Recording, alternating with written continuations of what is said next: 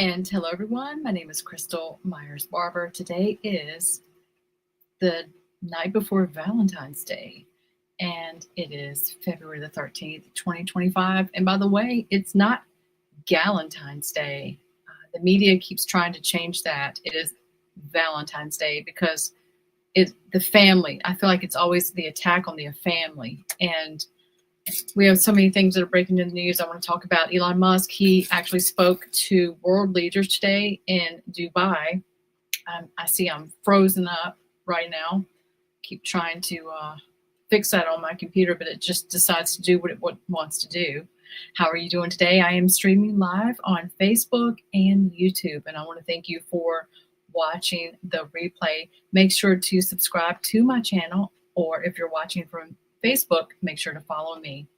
Now, Planned Parenthood has been caught, and they have an Instagram account.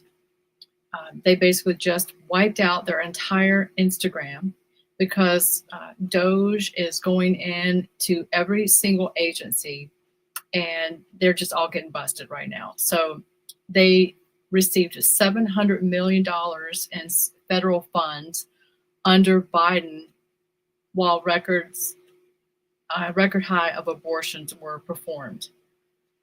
Hopefully I won't keep freezing up like this. Oops. Okay, one thing I want to do before we go over and start taking a look at this Elon Musk thing, we're going to talk about Grok, which is his version of Chat GPT. I want to read a proverb to you, and it is from chapter 28, and I think it's 15. Like a roaring lion or a charging bear is a wicked ruler over a helpless people.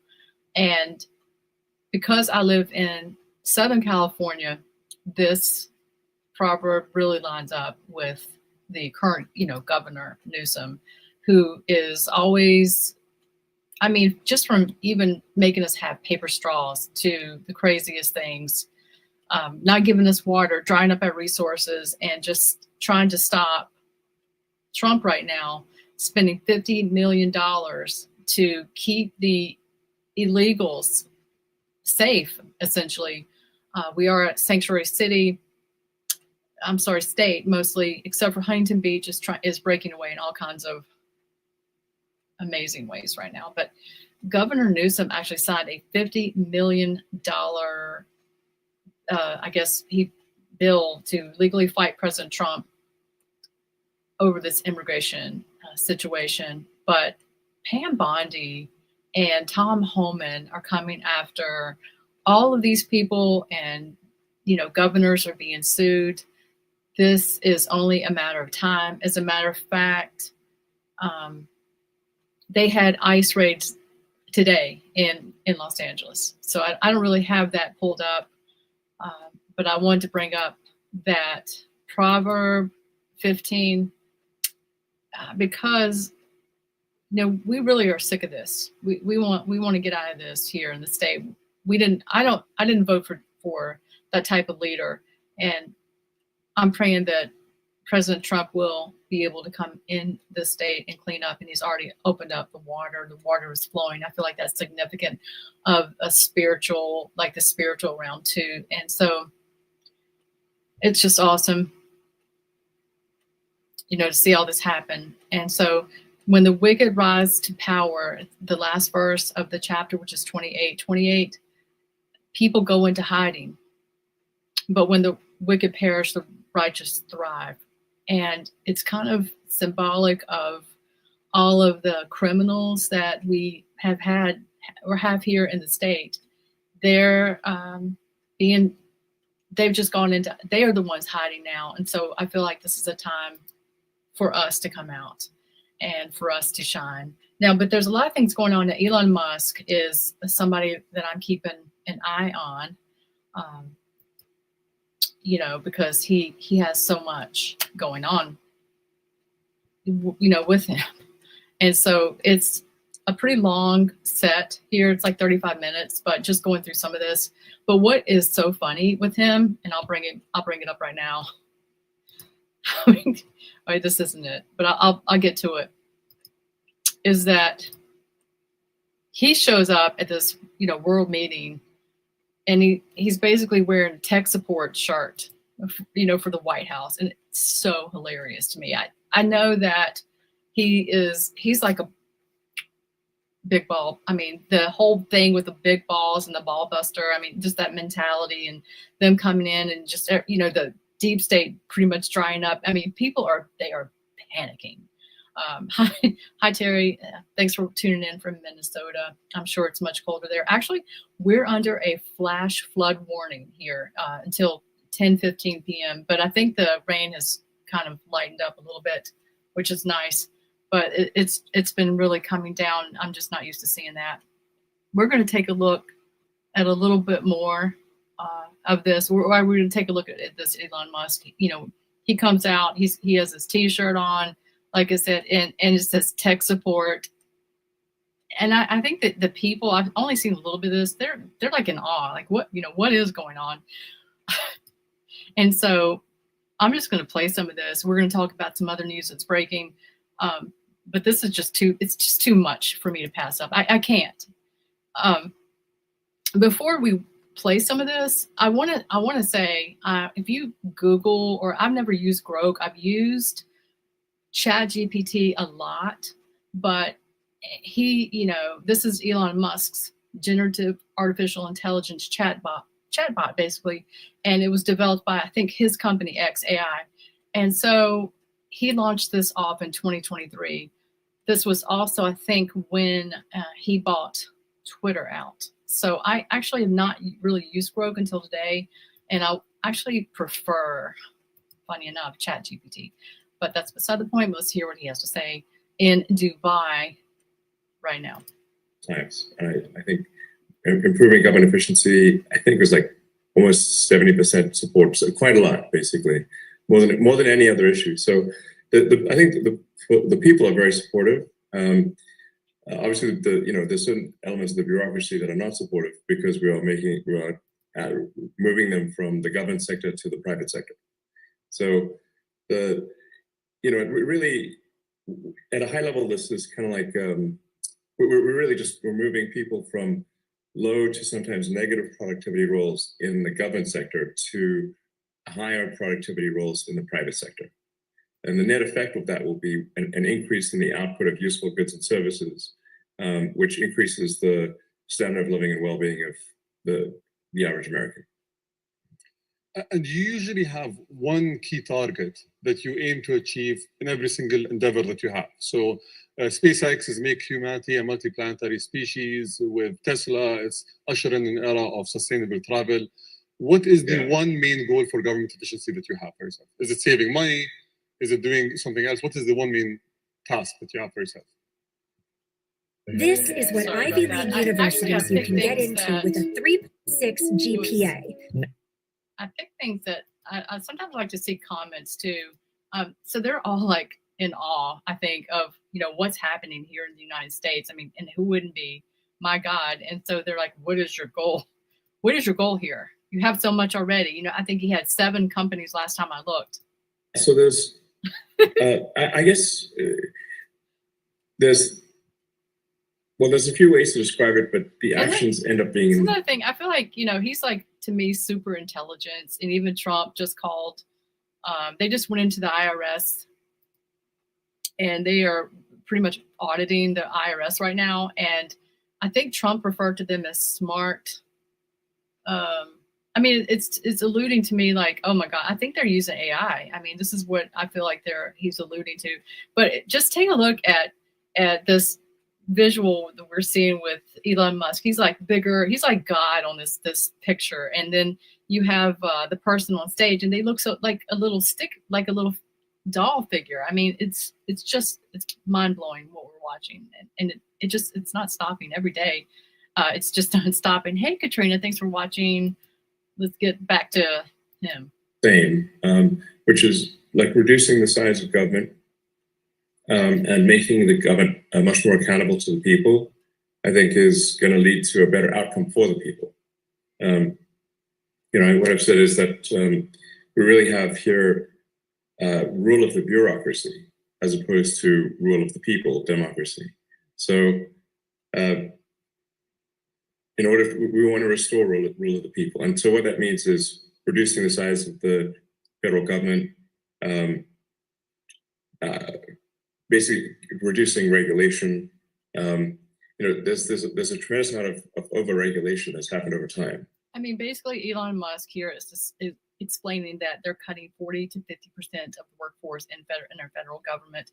He is basically explaining the reset. I mean, we're under a big structural change. I see this, it's just mind blowing, and we've never seen anything like this every day. I mean, do these people even sleep? Trump and Elon. And this is an inevitable consequence of a long period of prosperity, is that you're going to get more and more rules and regulations, more laws accumulate over time.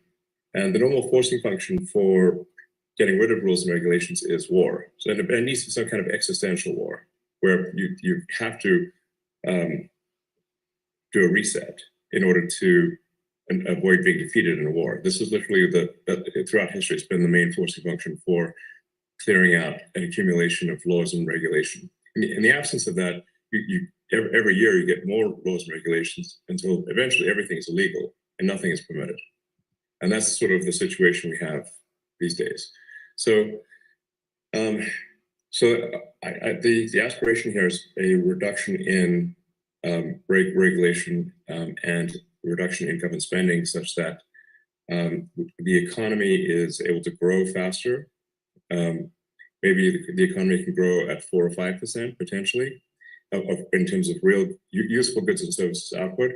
And this is a World Government Summit.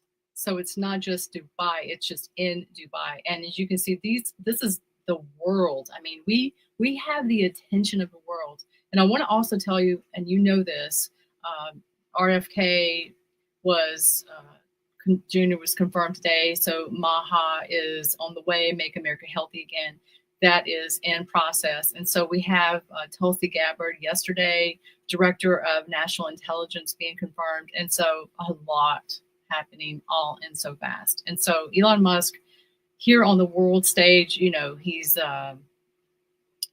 totally showing up here. I guess he's here in the United States, just they're beaming him in.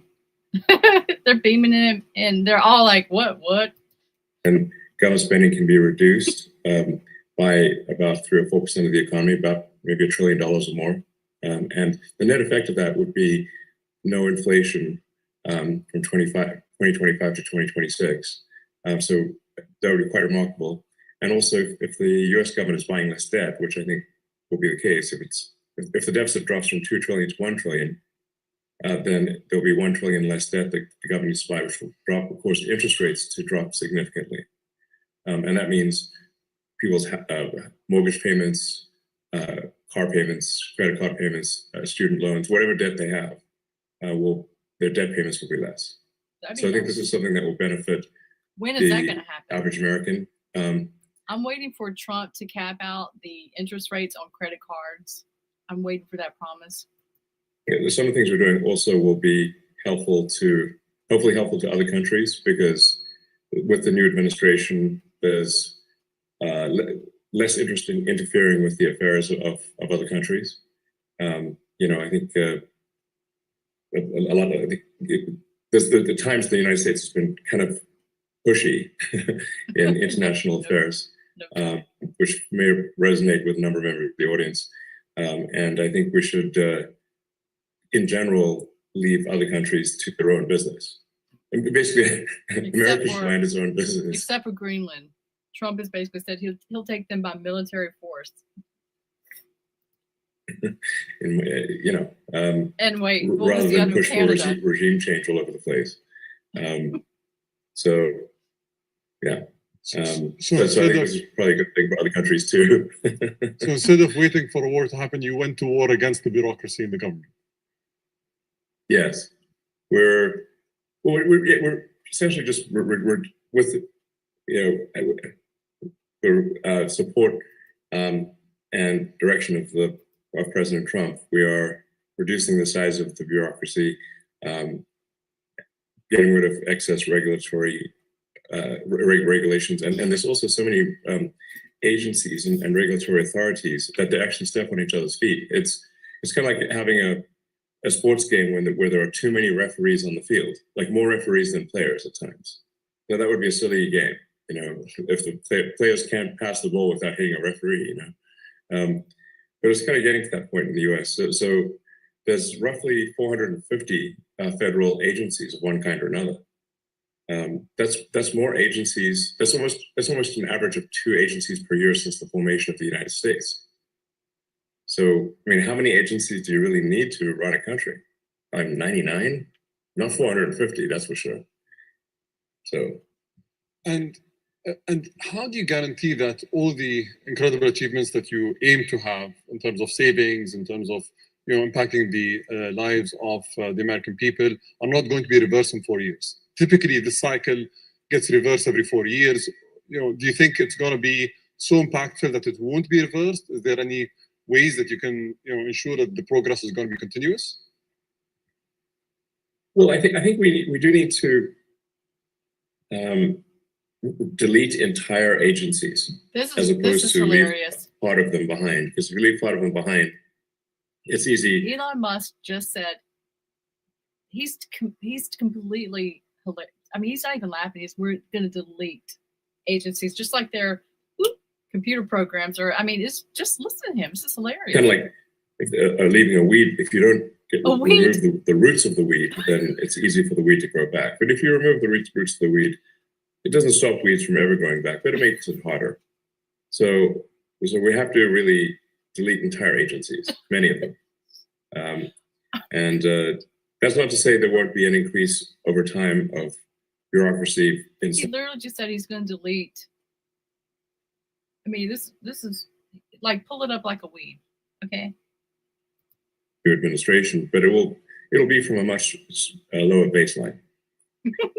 So it's a step in the right direction. I think the overarching goal here is to lay the foundation for prosperity that will last many decades, maybe centuries.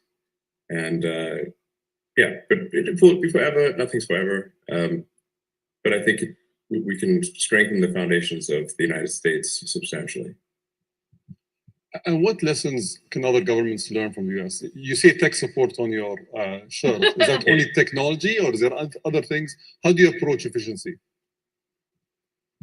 Well, a shocking percentage of the problem, well, maybe not shocking for those who know it, but a big percentage of the problem is improving the technology that the government runs on. So the US government runs on a collection of thousands of computers, many of them antiquated, running very old software, and the computers don't talk to each other. So that's why tech support is kind of a real thing. Let's see how it works. While this is a painful commercial that I could skip in a second, I mean, let's just talk about how relaxed Elon Musk is talking to all these people. He's just like, just tech support, and I'm going to delete all these agencies, and we're going to pull them out like weeds, and we're just going to, take care of this. We're going to get rid of all this. We're going to eliminate things. And, Trump is writing executive orders every day. I'm on the White House, the .gov right now, just to see what he did. I mean, yesterday he got rid of paper straws. Thank God. I mean, you don't understand. If right out here where we are, I mean, that's major. That's a major deal. You have to improve the technology.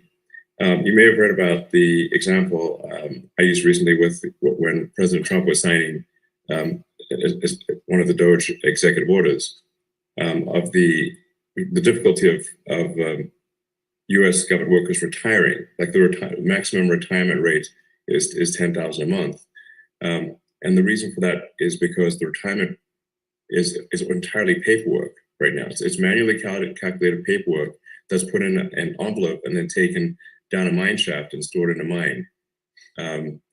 And then one of the things that affects the rate at which federal workers can retire is the speed of the elevator in a mine in Pennsylvania, which is bizarre because it's not. It should be digital, Yeah. So then when we said, well, why isn't it digital? They said, well, we have had a digitalization program going since 2014. So it's been 11 years. So then we asked, well, so how much progress have you made? And they said B. You mean you're giving yourself a grade of B? No, we're on the letter B. Oh my gosh. So I'm like, is this why okay, people we're stay going to in need Congress to so long? really provide some tech support here. Like otherwise, literally, people can't even retire. Like even if they want to, it's pretty bad. You know, there's a lot of software systems that need to be updated and fixed. In some cases, deleted. A lot of things that should be automated. I mean, in terms of the number of, say, U.S. citizens that are operating the mine, it's about 1,000 people are working on this mine, where the papers are stored. But they should ideally be working on something else. They should be working on producing goods and services that are of much higher value to the public, to the So I mean, really, even if somebody just grew tomatoes in their garden and sold them at the farmers market, that would be more useful than carrying manila envelopes down a mine shaft. You know, safe to say. So a lot of the stuff is like that. You know, it's not like any one thing is particularly difficult, but there are like 10,000 things that need to be improved. Yeah. So it's efficiency through innovation rather than efficiency through austerity and cost cutting specifically, right? So you're trying to do both at the same time, maybe focus more on tech support than cutting costs? Well, by improving the technology, the costs do reduce. So, you know, it's very expensive to have 1,000 people operate a mine with doing paper retirement, whereas that really should just be digitized and be a computer that's with the information stored in the cloud, and it's very straightforward and low cost. So you can tell this is the end of times because everything is moving up to a digital mark, and you know we have cryptocurrency coming in, and it is blowing up, whether you know it or not.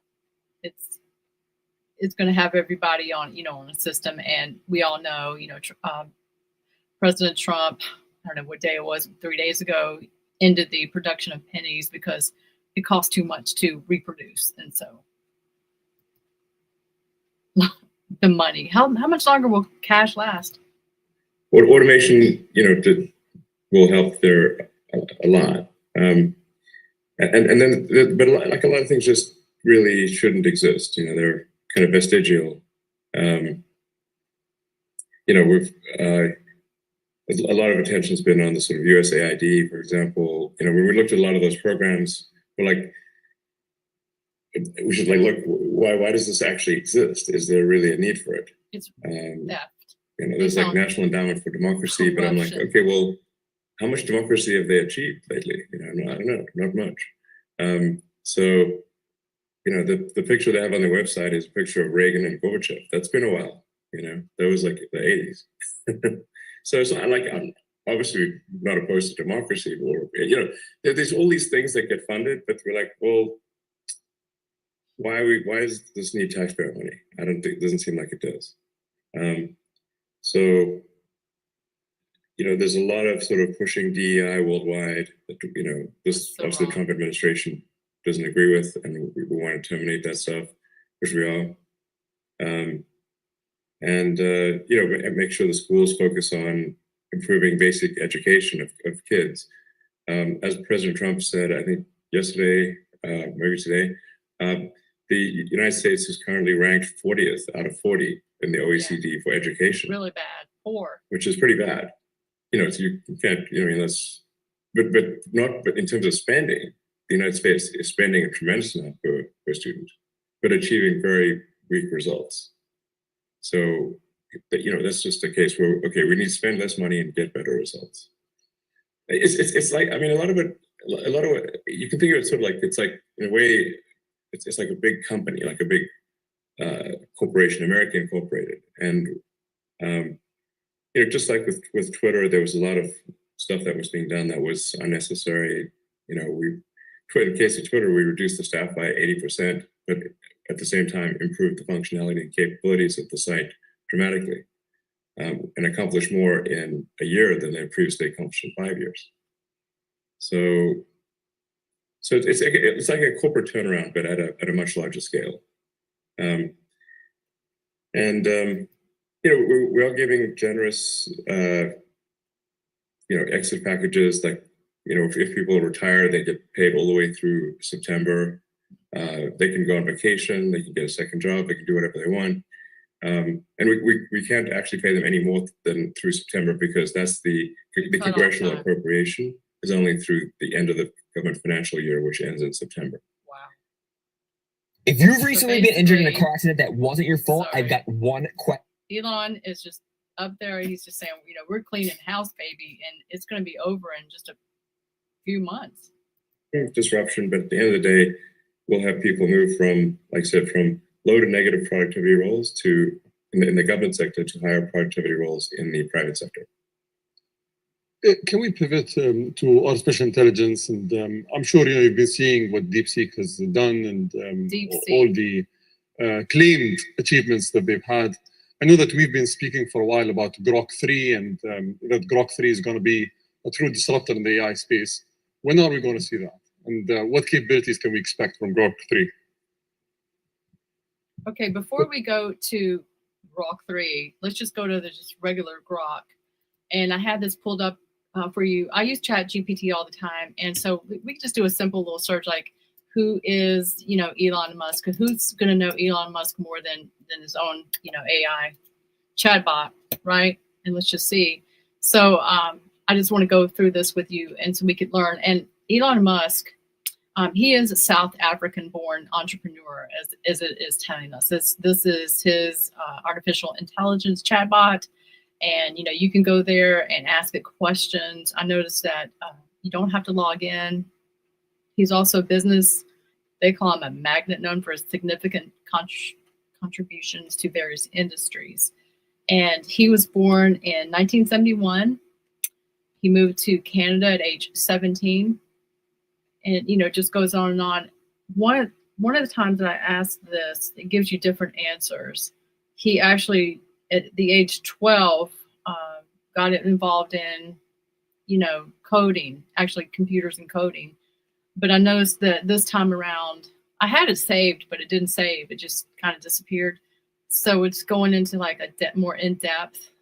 It's naming. I didn't know about the Zip2 Corporation, that he had a first venture there.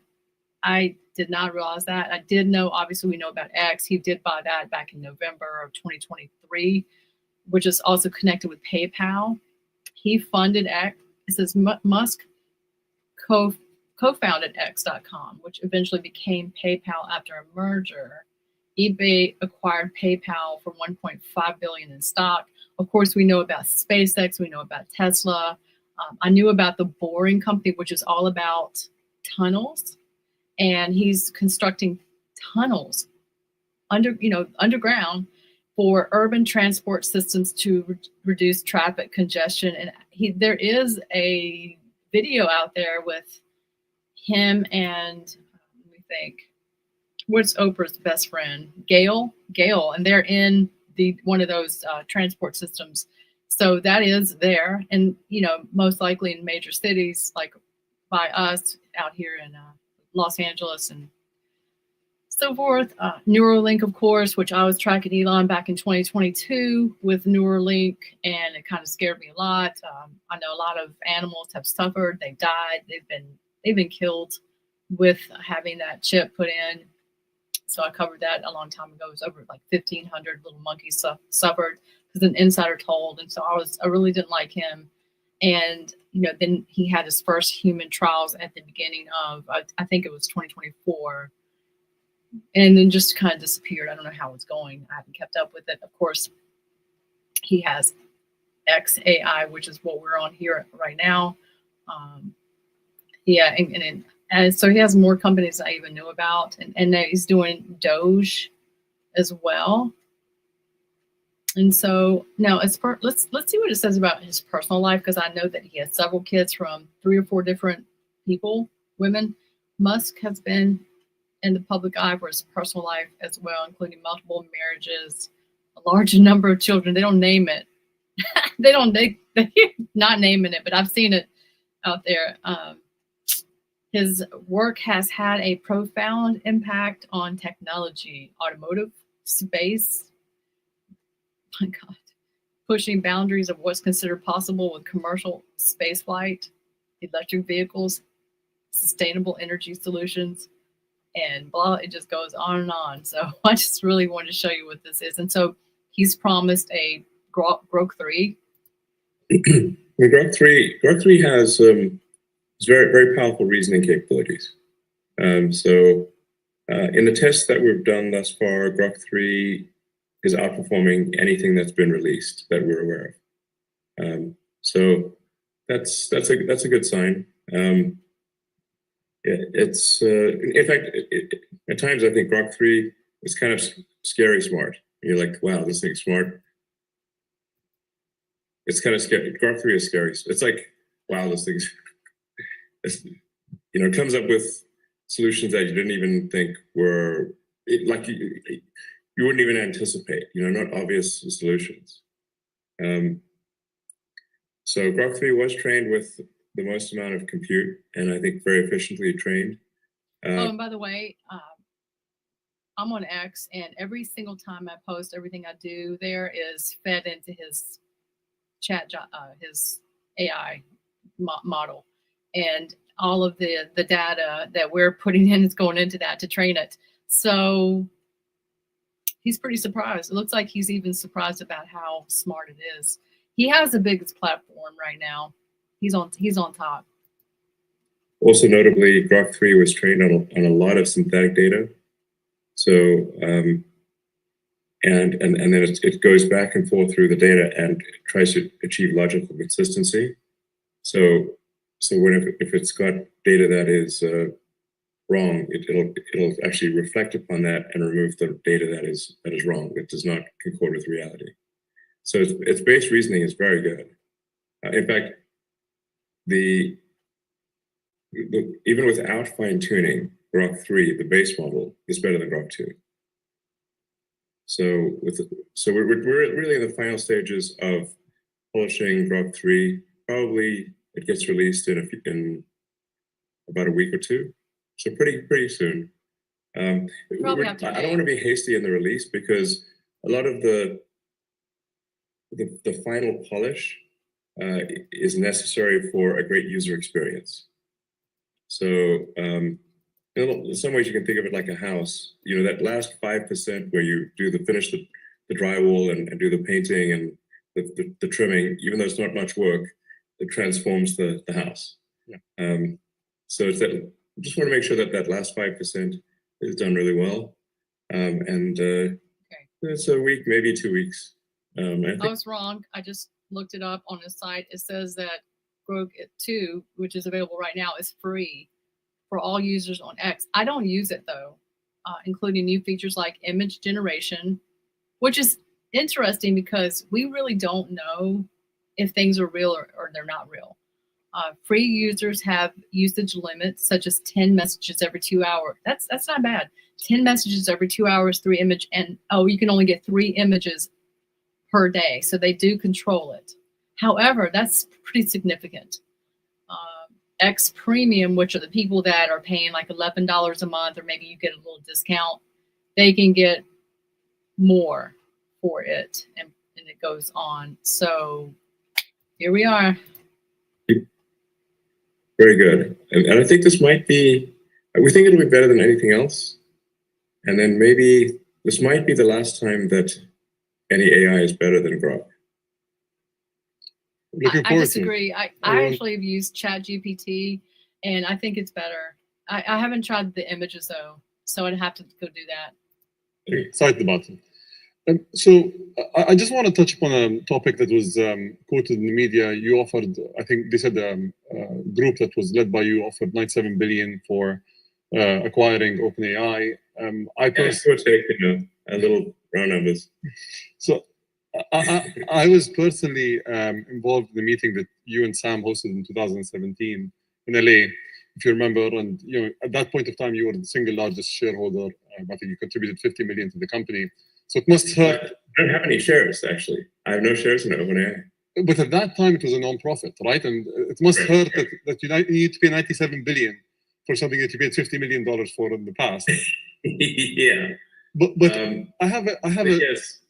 Fate loves irony. So I have a specific question here. Can you actually build a company like OpenAI and take it to the scale that you want to take as a nonprofit? Is it possible that you build a company that requires billions of dollars in compute capability? One thing I want to make sure we know about, because I only caught a little bit of wind of this, and I just looked it up under Forbes. So basically, there's a feud for, of course, Sam Altman owns OpenAI, and there is a feud between those two. So basically, Elon Musk is pretty much, it looks like he's trying to buy it out on Monday.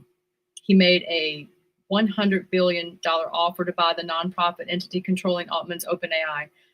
Though the feud quickly devolved again into name calling as a billionaire beef bleeds into boardrooms, courts, and office, blah, blah, blah, and in view. So I guess I just wanted to make sure we caught up with that.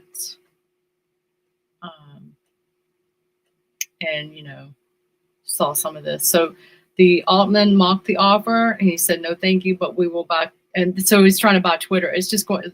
So they're in a little feud, and it looks like, so there. So I just kind of want to catch up a little bit with that so we can see, where that is. Let's see what else happened. So much is happening, got to keep up with this. We're only halfway done. I may not play the whole thing, but I want to see what he says here. To build these models while being a nonprofit, or was it wishful thinking in the beginning and then you guys parted ways because it couldn't work? Professor Terrence. Whoopsie. So we'll be out of this in 1 sec and see what the answer is from Elon Musk on that. Well, I mean, I think the evidence is there in that OpenAI has gotten this far while having at least a sort of dual profit, non-profit role. What they're trying to do now is completely delete the non-profit. And that seems really going too far, I provided all of the funding for OpenAI in the beginning for the first almost $50 million for nothing as a nonprofit, and it was meant to be open source. And so, I think this is analogous to like if you pay if you fund a nonprofit to preserve the Amazon rainforest, but instead they turn into a lumber company and chop down the trees and sell them for wood. You're like, wait a second, that's the exact opposite of what I donated the money for. You know what? That's an interesting point that he just made, because have you not noticed that all these companies do the opposite? Like Planned Parenthood is absolutely the opposite. I mean, it's all about abortion. And so you can kind of pick these companies apart. And I mean, it's almost like Elon Musk he's just highlighting all this, and it's just really unbelievable. So OpenAI is meant to be open source, nonprofit, and now it is closed. They changed the name to Closed for Maximum Profit AI. Closed for voracious profit. I mean, they're like, whoa, are they after money next level? So why does this change need to occur? Yeah, you said that in 2 weeks it's going to be the most powerful model yet. I know that you've been at the forefront of many technologies. Where do you think the biggest economic returns of these models are going to come from? Because currently we're spending billions, and I think you mentioned this before, it's like the gambler syndrome. We're going and spending billions and hoping to pull out a profit at the end of the day. Where do you think the biggest impact in terms of returns are going to be? Well, I think once you have humanoid robots and deep intelligence, you can basically. Okay, that's right. That's right. I need to take a moment for this. I think we missed a company he made. The humanoid robots. That's right. You basically have quasi-infinite products and services available. So with Tesla building the most advanced humanoid robot, then those humanoid robots can be directed by deep intelligence at the data center level. You can say you can produce any product, provide any service. There's really no limit to the economy at that point. You can make anything. And I just want to interrupt this for a very brief moment and let you know that I was me and my husband went into LA 2 weeks ago. We went there because Trump, came to California, and remember he had a meeting about all the fires and all that stuff, and he kind of, was there. But we could get we could get 2 miles, like close, just 2 miles out. But on the way there, we were in Santa Monica area, and these autonomous cars were everywhere, and one of them almost hit me. And these are, driverless cars it's a Waymo. You can look up Waymo, and I just can't tell you when you're just driving and you look over and you're not prepared for that. And there's no one in the front seat, but there is someone in the back seat because they called a Uber, I guess. So in the middle of that, we turned a corner. We were out by UCLA, and we had to go into a Target there. And in order to leave, everything's pretty much on lockdown. So you have to go into parking structures, and there's you cannot go out. So you're kind of like in these parking structures with the little parking structure arms and everything. But they have something. It's all computerized, and for you to get out, you didn't have to pay if you left by a certain time, but you had to enter in your not your driver's license, but your car license tag, car tag. And so after we left that, I turned the corner. We were just leaving, and we were coming out by Rodeo Drive in Beverly Hills and everything. But somewhere along in there was a robot delivering food. And I mean, I just felt like I was in another world. And I probably hadn't been to LA in about a year because of all the crime and things that have been going on. But when you hear these things that he is talking about, pay attention. There are cities that are already, being modeled with these advanced technology, being San Francisco and also Los Angeles. And so it's just really something where we are right now with this. And he's talking about humanoid robots, like, oh, it's just another day. Just another day. Provided, like I said, so I'm not sure at that point, will money even be meaningful? I don't know. It might not be. My God. Because the economic output is productivity per capita times how many people do you have? If in the form of humanoid robots you have no meaningful limit on the number of robots, and the robots can basically do anything, then you'll have a sort of a universal high income situation. Anyone. Oh my God. Okay, so basically we're getting into some cashless society looking stuff. One more thing I want to say is AI is already being used to call the fire department. It was either the fire department out in LA or maybe here in Orange County, and they were called for the first time by AI to be alerted of a fire. So AI also accidentally sent out a bunch of alerts to people living in Los Angeles during the fire stuff that was going on about a month ago. Everybody forgot about now.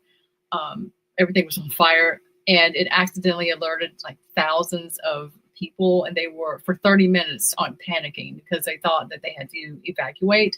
That was also AI. So there is a lot of things that Elon Musk is talking about that's already being implemented in Los Angeles. And we must pay attention because I think he's talking about the ending of cash. If I'm hearing this correctly, I don't know when this stuff will happen, but the Bible does tell us this is going to happen. And we're seeing this right now, and it is absolutely mind-blowing. Let's see if I can get back to this and play. I'm going to play some more of this. Able to have as many products and services as they want, with the exception of things that say have artificial scarcity, like a particular piece of art or something like that. But for any goods and services, they'll be available to everyone. So you've been. It's going to be a very different world, In fact, I recommend that people read maybe the Ian Banks, the culture books for a frame of reference. Beyond banks. So, because money is really like a database or an information system for resource allocation. But if you don't have a scarcity of resources, it's not clear what purpose money has. Have you watched the movie Idiocracy? Yes. How do you guarantee that we don't end up in that world if we don't need money, if AI can think for us and do all these tasks, if as people, we're dependent on something else to run the society and everything around it? How do we not end up in that world? In the long term, I mean. Well, I think Idiocracy was basically saying that if smart people don't reproduce, but only dumb people do, then everyone's going to be dumb. I mean, that's basically what we're saying. That's the opening sequence of Idiocracy. The first 10 minutes are amazing. And I hear people unironically say the statements that are said in the opening sequence of Idiocracy, where they don't have they're too busy with their careers to have kids, and they keep postponing having kids. It's actually true. For their careers until they're too old to have kids, and then they don't have kids. And I've heard many people be like that. So.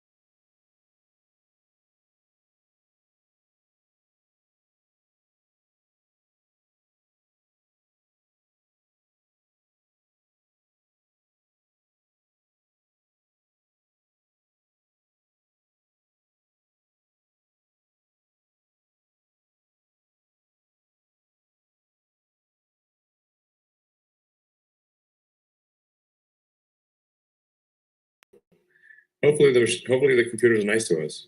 But I think wishful thinking. Wishful thinking. I hope so. I think it matters like how we bring up AI, because you can think of AI like a super genius child, but it still matters even if you have a super genius child.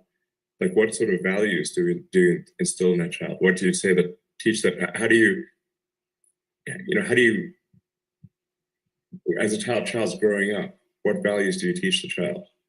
And something that I think is extremely important is maximally truth-seeking.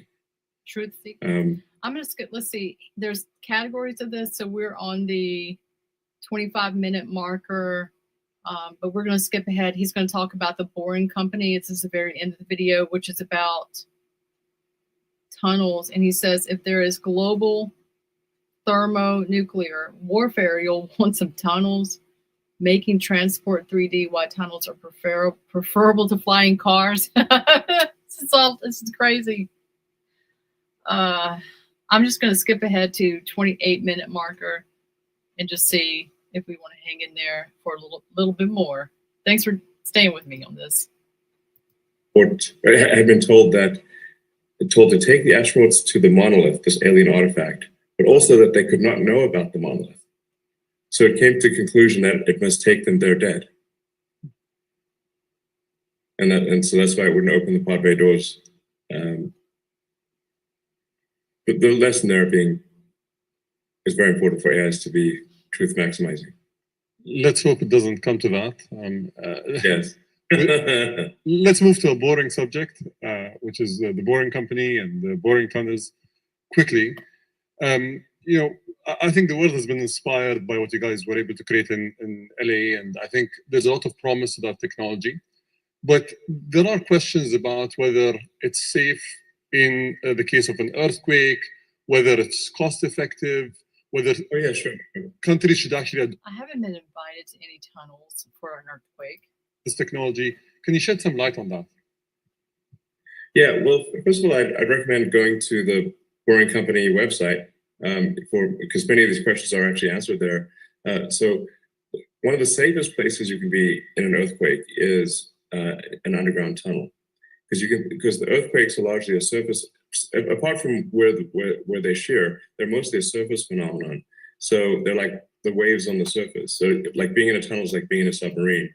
Even if there's a storm above you, the waters are calm as a submarine. And in fact, when there have been massive earthquakes, like there was a few decades ago, a massive earthquake in Mexico City, the safest place to go was the subway. And of course, if there is global thermonuclear warfare, I think you really want some tunnels. Underground's a good place to be in a worst case scenario for global thermonuclear warfare. So, on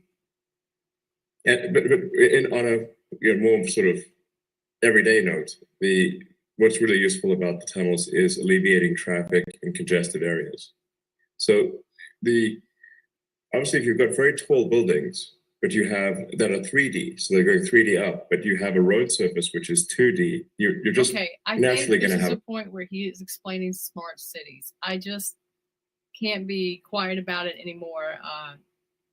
Many people realized a lot of the stuff about the fires is the model for the 2028 smart city model, and he's clearly talking about smart cities right now. I'm sorry, it just is. Problem when people try to go from the 3D object, which is the building, to the 2D object, which is the road surface. There's obviously just not going to be enough room on the roads, and that's exactly why you have traffic. So the solution for that is then to make roads 3D as well. Now you can either make transport 3D. So you could either do that with flying cars, or you could do really helicopters, or you could do that with tunnels. Now the challenge with doing it with going above ground or with any kind of flying object is that they tend to be very noisy, and they generate a lot of wind force. And you've got things flying over your head all the time, which can be disconcerting. It is very if one of these things drops a hubcap on your head one day, it'd be these things are like things, and flying things tend to crash once in a while, and people don't like things crashing on them. So then if you have bad weather, like let's say there's a blizzard or a sandstorm or something, well, now nobody can fly. So then transport shuts down. On the other hand, none of these problems exist with underground travel. So tunnels are immune to weather. They don't care what the weather is. It could be the worst weather, it doesn't matter. Nothing's going to fall on you because you're underground. Scared. So you don't have to. They're like, going to be dropping things on people, and they're like, there's no wind force, or and it's very quiet. And so I think going 3D underground is much better than 3D above ground for solving traffic in cities. And we have a demonstrated case of this in Las Vegas. If people can try out the Boring Company tunnels in Las Vegas, we're busy connecting the whole city with all of the big hotels and the convention center and the airport and everything. I did not know this. So I don't think they need to fly all the way there. In 2017, you came here, and the UAE was the first place in the Middle East where Tesla was launched, and I think it's done exceptionally well. And on that note, I think we have an announcement today that we both want to share, which is today we're going to announce the joint project of Dubai Loop, which is a loop project that is going to cover Dubai's most densely populated areas for people to go from point to point in a seamless manner. So thank you for your partnership. And thank you. We hope it changes people's lives. Wow. That'll be cool. I think it'll be very exciting. I think once people try it out, they'll be like, wow, this is really cool. And it's going to seem so obvious in retrospect, but until you actually do it, you don't know. So it's going to be great. It's going to be like a wormhole, you just wormhole from one part of the city, boom, and you're out in another spot. Some of these words are just like buzzwords from the Bible, Revelation. And it's great. Oh, it's wrong. Sorry. Anyway, let's just go. I'm just going to look at a couple of comments and see if people I just like comments sometimes. And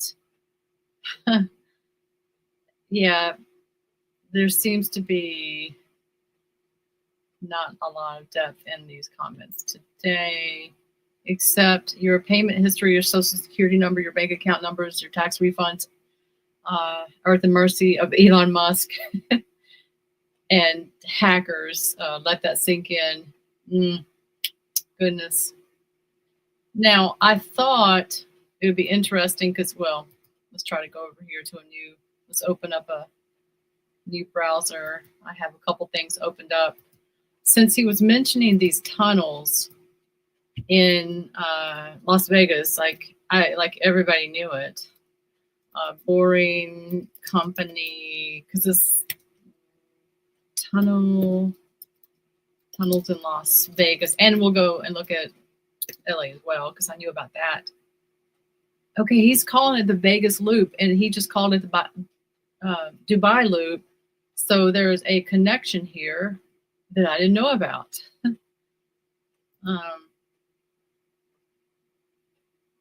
And here's the website. He told everybody to go over there and look at the website. Well, I just brought it up. Let me make this bigger. I've never been to this website. It is theboringcompany.com. And you can look up tunnels here, projects and everything, loops. Who has time to look up this stuff? Here's the Vegas Loop. It's going to provide a fast, convenient transportation to the Las Vegas community. And oh my goodness, it says it's the Strip, which we all know about, Harry Reid, the International Airport, a stadium, downtown Las Vegas, and eventually all the way to LA. That ought to be interesting. Once complete, the Vegas Loop will transport more than 90,000 passengers per hour. Oh my God, he's so advanced. So basically, is this started already? It says Clark County and the city of Las Vegas have approved a total of 68 miles of tunnel and 104 stations for the Vegas Loop. Did you know this was even going on? So this is an underground transportation system and it looks like this. The commissioners just approved. They approved this in May of 2023, and I didn't even know about it. Did you know about it? Did anybody know about this? 18 stations, 25 miles of tunnels, and they have the map here. And then we can go over here and look at projects, which we just heard about the one from Dubai. We probably have projects here in our own states. Hyperloop.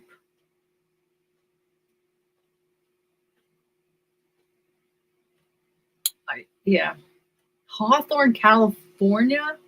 That is literally around the corner from us.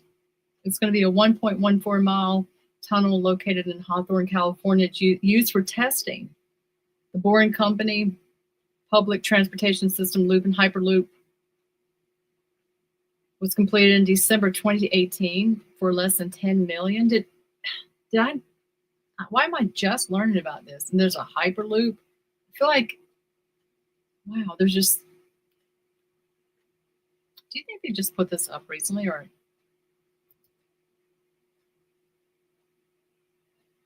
Anyway, I don't know. I think there's some other things I was going to talk about, but I can't remember right now. There's just so much information and it's all coming so fast. I just wanted to show, that there's so many other things and stories going on besides, that with breaking on X. So anyway, that was a major part of what I wanted to go over. So thanks for hanging in there with me this whole time. It's been almost an hour. I rarely stay on for a whole hour. So thanks for coming in, and please let me know your thoughts. Thank you for all of your comments. God bless y'all, and I'll see you soon.